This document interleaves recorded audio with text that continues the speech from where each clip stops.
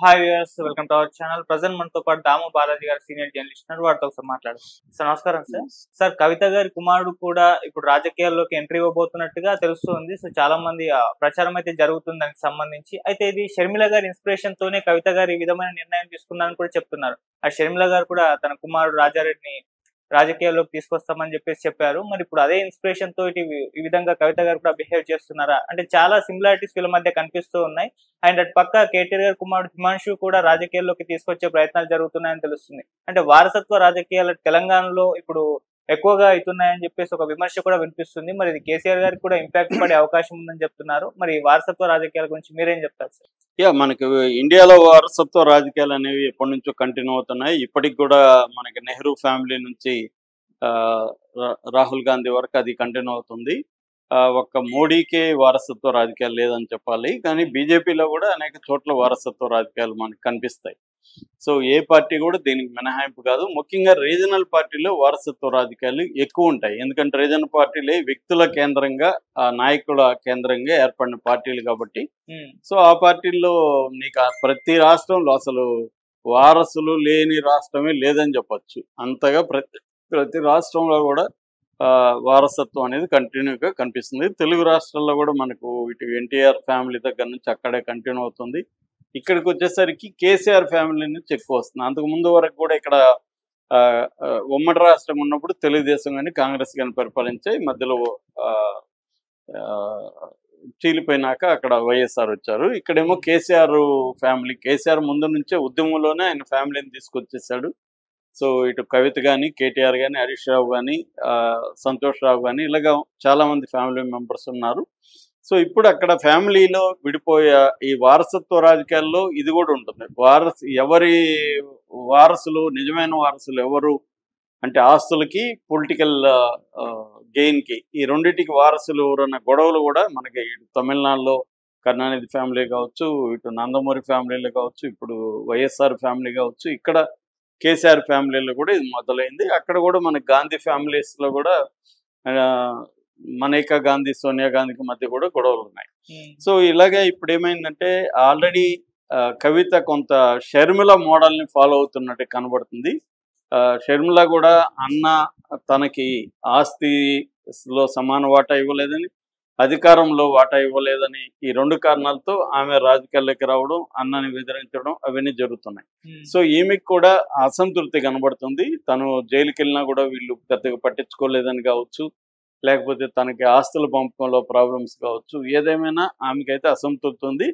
దాన్ని డైరెక్ట్గా చెప్పకుండా హరీష్ రావుని, సంతోష్ రావుని టార్గెట్ చేసి బీఆర్ఎస్ని ఇబ్బంది పెట్టడం. ఆమె టార్గెట్ కేసీఆర్, ఆమె టార్గెట్ కేటీఆర్ఏ, కానీ ఆ విషయాలు డైరెక్ట్గా ఇప్పటికైతే బయట పెట్టట్లేదు. అంటే స్ట్రాటజీ పరంగా షర్మిలాని ఫాలో అవుతున్నాడు. షర్మిల కూడా బిగినింగ్లో జగన్ మీద ఏం మాట్లాడలేదు. తను వచ్చి రాజకీయాలు ఇక్కడ పెట్టుకునింది. ఎప్పుడైతే అక్కడికి వెళ్ళాలనుకున్నదో ఆంధ్రప్రదేశ్కి, అప్పుడు జగన్ మీద స్టార్ట్ చేసింది. అప్పటి వరకు జగన్ మీద ఎక్కడ మాట్లాడలేదు. ఈమె కూడా అంతే. ఈమె ఫస్ట్ స్టేజ్లో హరీష్ రావు, సంతోష్ రావుని టార్గెట్ చేస్తుంది. సెకండ్ స్టేజ్కి వచ్చేసరికి కంప్లీట్గా ఆమె కేటీఆర్ని, కేసీఆర్ని అటాక్ చేసే అవకాశం ఉంది. అక్కడికి ఇక్కడ ఒక తేడా ఏముందంటే అక్కడ వైఎస్ఆర్ లేడు, అన్న చెల్లెల పోరాటం. ఇక్కడ ఏంటంటే తండ్రి కూతురు అనేది ప్రధానంగా ముందుకు వస్తుంది. సో అందుకని ఆమెను సస్పెండ్ కూడా చేశాడు కేసీఆర్. పార్టీ నుంచి సస్పెండ్ చేసిన తర్వాత ఆమె రిజైన్ ఇచ్చింది. అందుకని ఇప్పుడు ఆమె ఈవెన్ ఎమ్మెల్సీకి కూడా రిజైన్ ఇచ్చింది. సో తెలంగాణ జాగృతి అనేది ఇప్పుడు ప్రజెంట్ ఆమెకున్న అది ఎన్జిఓ, పొలిటికల్ పార్టీ కాదు. పొలిటికల్ పార్టీగా కన్వర్ట్ చేసే అవకాశం లేకపోలేదు.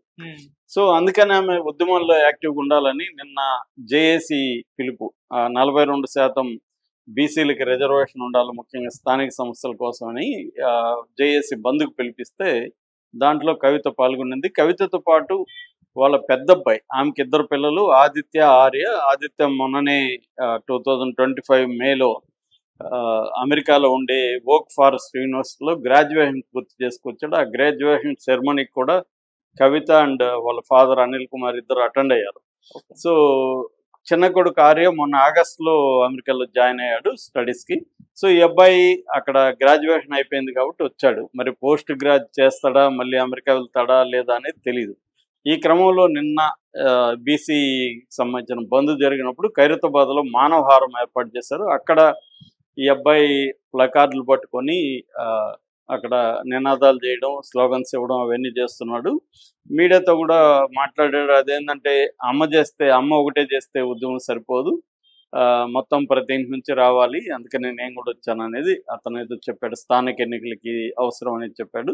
దాని తర్వాత కవితను అడిగారు, ఏంటి అతను రాజకీయాల్లోకి తీసుకొస్తున్నారా మీ కొడుకుని అంటే, లేదు ఆ అబ్బాయికి చిన్న వయసు, రాజకీయాల్లోకి వచ్చే అవసరం ఇప్పుడు అబ్బాయికి లేదు, కాకపోతే తనే అడిగాడు ఎక్కడికి పోతున్నారమ్మా అని అడిగాడు. నేను ఇట్లా పోతున్నా అంటే నేను కూడా వస్తానంటే పిలుచుకొచ్చాను అనేది ఆమె చెప్పింది. కానీ ఇప్పుడు ఏంటంటే ఇట్లాంటి వాటిని ఎవరు నమ్మరు, ఒకవేళ నిజమైనా కూడా నమ్మరు. ఎందుకంటే రాజకీయాల్లో ఎలా ఉంటుందంటే ఎక్కడ పబ్లిక్లోకి ఎప్పుడు తీసుకురావాలి ఆ రాజకీయ ఫ్యామిలీస్ చాలా జాగ్రత్తగా ఉంటారు. పిల్లల్ని ఎప్పుడు జనం ముందుకు తీసుకురావాలి, ఇప్పుడు తీసుకురాకూడదు అనేది వాళ్ళకి క్లారిటీ ఉంటుంది. ఇప్పుడు జగన్ పిల్లలు ఇద్దరు అసలు వాళ్ళు ఎక్కడైనా సోషల్ మీడియాలో కూడా లేరు, వాళ్ళిద్దరు ఎవరో తెలియదు. కవిత పిల్లలు కూడా ఇప్పటివరకు మనకి ఎవరికి పెద్దగా ఎక్స్పోజ్ లేదు. ఒక హిమాంశు మాత్రం అప్పుడప్పుడు వీడియోలో బయటకు వస్తుంటాయి తప్ప, కేటీఆర్ అబ్బాయి, కవిత సంబంధించిన అబ్బాయిలు ఇద్దరు ఆదిత్య కానీ ఆర్య కానీ ఎక్కడ కనబడరు. అలాంటిది ఆమె ఏదో క్యాజువల్గా తీసుకొచ్చానంటే ఎవరు నమ్మరు. ఒకవేళ నిజంగా ఆమె క్యాజువల్గా తీసుకొచ్చినా కూడా అది నమ్మరు. ఎందుకంటే ఏదో ప్లాన్ లేకుండా ఎందుకు ఉంటుంది అనుకుంటారు. అంటే ఇక్కడ ఏంటంటే హిమాంశు ఆల్రెడీ రాజకీయాల్లోకి రాబోతున్నాడు, అతను కొన్ని సోషల్ యాక్టివిటీస్ కూడా చేస్తున్నాడు, తాత బర్త్డేకి సంబంధించి వీడియో చేశాడు. ఇలాగా హిమాంశుని ఫోకస్ చేస్తున్నారు పబ్లిక్లో ఎప్పటి నుంచో. సో హిమాంశుని రంగంలోకి దించబోతున్నారన్న వార్త వైరల్ అవుతుంది. ఈ నేపథ్యంలో కవిత ముందుగానే తన అబ్బాయిని ప్రజలకు ఇంట్రడ్యూస్ చేయడానికి ఈ సందర్భాన్ని ఎంచుకొని ముందు పబ్లిక్లోకి అబ్బాయిని తీసుకెళ్ళి లోపల అబ్బాయి చదువుకోవచ్చు అంతా, కానీ మెల్లమెల్లగా అబ్బాయిని కూడా పబ్లిక్ ఒక ఫేస్ని పరిచయం చేయడం, అలవాటు చేయడం పబ్లిక్ అనేది ప్లాన్ చేయడానికే ఆమె ఒక చిన్న బ్యాంగ్ లాగా దీంట్లో కూర్చోబెట్టింది. అంటే మేము ఉద్యమాలతోనే ఎంటర్ అవుతాము అన్న ఒక సందేశం ఇవ్వడానికి. రేపొద్దున మేమేం అధికారంలో ఉన్నప్పుడు రాలేదు కదా, ఆమె చెప్పే లాజిక్ అదే కదా, ఉద్యమాల్లోనే వచ్చామనేది ఆమె చెప్తుంది. అలాగే కొడుకును కూడా ఉద్యమాల ద్వారానే నేను తీసుకొచ్చాను తప్ప రాజకీయాల్లో తీసుకురాలేదని చెప్పుకోవడానికి ఆ నెరేటివ్ కోసమే అతన్ని ఉద్యమాల నుంచి స్టార్ట్ చేసి బీసీ. నిజానికి చాలా మంది బీసీలు అనేది ఏంటంటే అసలు ఈమె బీసీ కాదు, ఈమెకేంటి బీసీ ఉద్యమాలతో పని అని. నిజానికి అది ఆ లాజిక్ కరెక్ట్ కాదు. ఎందుకంటే బీసీల కోసం కొట్లాడాలనేది ఏం లేదు, ఎవరైనా మద్దతు ఇవ్వచ్చు ఆ కాజ్కి. అలాగే ఆమె మద్దతు ఇస్తుంది. నిజానికి అన్ని పొలిటికల్ పార్టీలు మద్దతు ఇస్తున్నాయి. సో ఆ రకంగా ఆమె కూడా ఇచ్చే హక్కు ఉంది. కాకపోతే ఏంటంటే ఇక్కడ షర్మిల ఎట్లయితే తన కొడుకు రాజారెడ్డిని రంగంలో దించిందో ఈమె కూడా అలాగా దించుతుంది. అంటే ప్రతిదీ షర్మిలని చూసి ప్లాన్ చేస్తుంది అనేది ఒక విశ్లేషణ. ఏదేమైనా కవిత గట్టిగానే తన వారసత్వం కోసం, తన ఆస్తి హక్కు కోసం ఫైట్ చేయబోతున్నట్టుగా మనకు అర్థమవుతుంది. దానికి సపోర్ట్గా ఆమె కుటుంబాన్ని కూడా రంగంలో దించే అవకాశం ఉంది. ఎందుకంటే ఫస్ట్ కుటుంబాన్ని చాలా మంది రంగంలో దించుతారు. సో ఒక యూత్ని ఆకట్టుకోవాలన్నా, బీఆర్ఎస్లో ఉండే యూత్ని ఇట్లా తీసుకురావాలన్నా ఖచ్చితంగా ఆదిత్య హెల్ప్ అయితే అయ్యే అవకాశం ఉంది. ఎందుకంటే అబ్బాయికి 20 years ఉన్నాయి.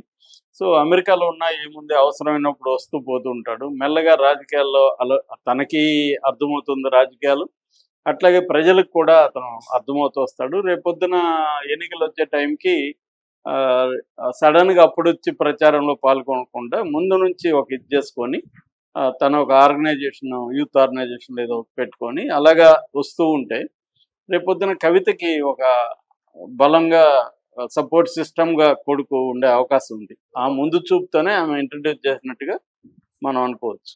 Okay sir, thank you so much.